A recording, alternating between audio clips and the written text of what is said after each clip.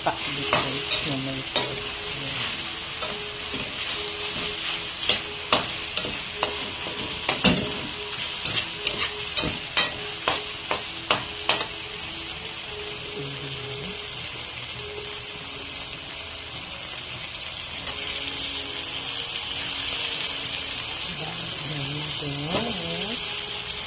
Matitigas guys. Hanap naman. Ito guys. Napili ko matitigas.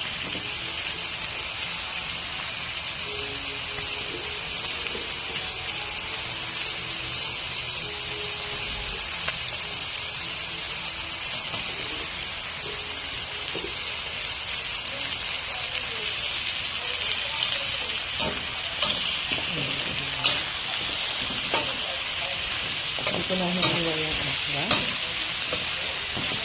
Dahil sa mahal ng gulay guys, sinaluan ko siya ng pakbit.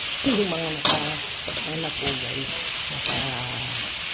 Naka-iwan na sa talento sa isilong nita. Ayan, bumili pa akong kalahati. Kasi nauna na ako nakabili ng gulay. Ayan, para sabi ko din bagang ko yung gulay. Ayan. Ayan natin yun. Talaga natin yun.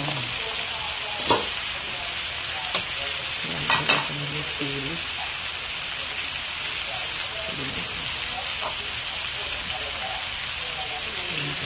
Ayan natin yung sabaw.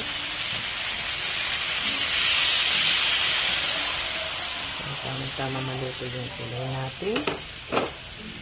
Ayan, tapos natakpan natin yung guys.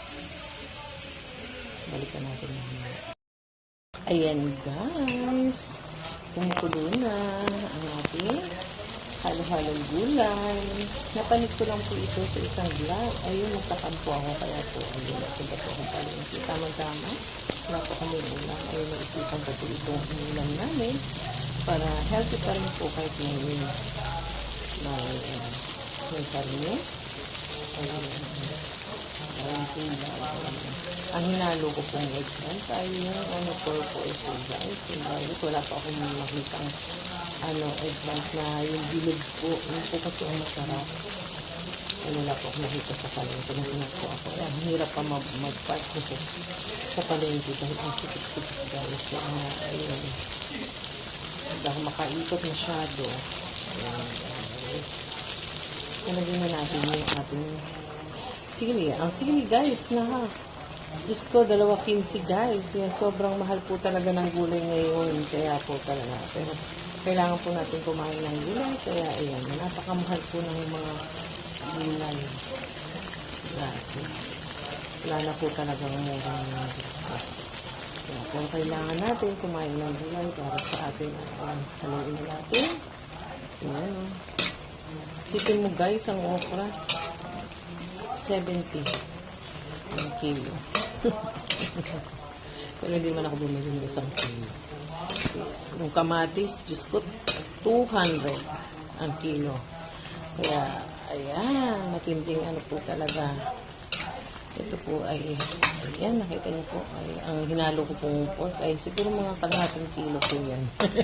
1 kilo po yung binili ko, hinati ko po siya. Ayan, kalahating kilo. Ayan. Ayan, magulo po ang aking camera dahil ang kamay ko po ang may hawak. Yung isa kong kamay at yung isa ay tagahalo. Ayan guys, ang ating ulam. Tanghalian guys. Ay, dahil nga po, ayun, mayroon pa nga po kami pera nung binatang hipon, hindi po maubos dahil nga. Ayan.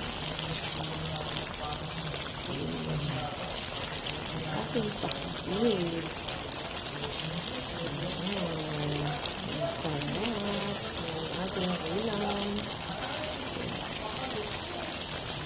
Ayan po guys.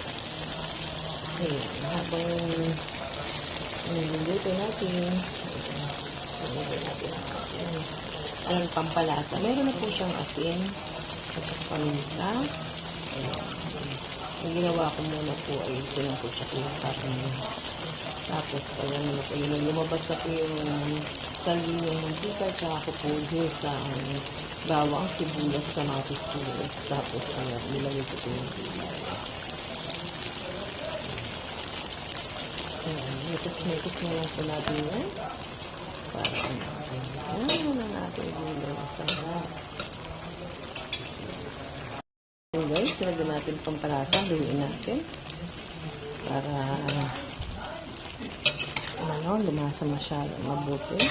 Mix yung ating pampalasa. Sarap ang ating Ayan, maya-maya, okay na po ito. Luto na.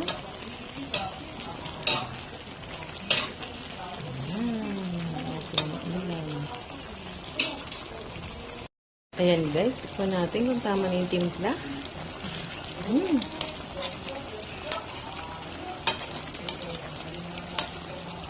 Hindi po kasi ako naglalagay ng bagoong dahil maalat po yun. Ang nilalagay ko po is ayan, pag may patis-patis lang, pero usually po ang nilalagay ko po is yung pampalasa na lang, konting lang.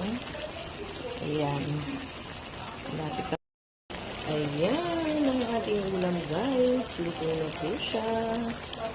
Napapasarap tayo ng kanin guys.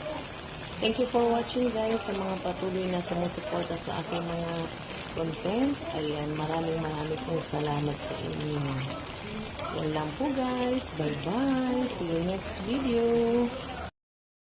Ayan ang ating masarap na pinakbit. Ayan. Shoutout doon sa aking idol kay Biska. Taga siya? Biska, Basahan.